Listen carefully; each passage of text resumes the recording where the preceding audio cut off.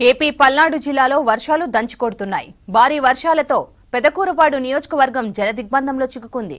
వాగులు వంకలు పొంగిపొర్లుతున్నాయి. సత్తెనపల్లి అమరావతి రోడ్డుపై రాకపోకలు నిలిచిపోయాయి. ఇండ్లలోకి వరద చేరడంతో ప్రజలు ఇబ్బందులు పడుతున్నారు. భారీ వర్షాలతో ప్రజలు అప్రమత్తంగా ఉండాలన్నారు అధికారులు.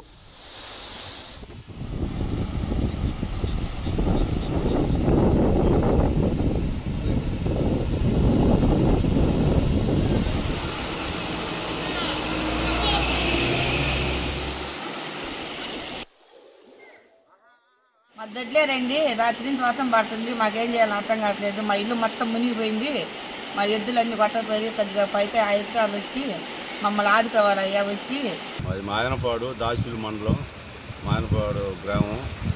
పొలాలు రాత్రి కురిసిన వర్షానికి మొత్తం పొలాలు మొత్తం కొట్టకపోయి మొత్తం మొక్క పైరు మొత్తం లేచిపోయిందండి. కొద్దిగా ఏదన్నా ప్రభుత్వం సహాయం చేసి రైతులకి ఇచ్చేయాలని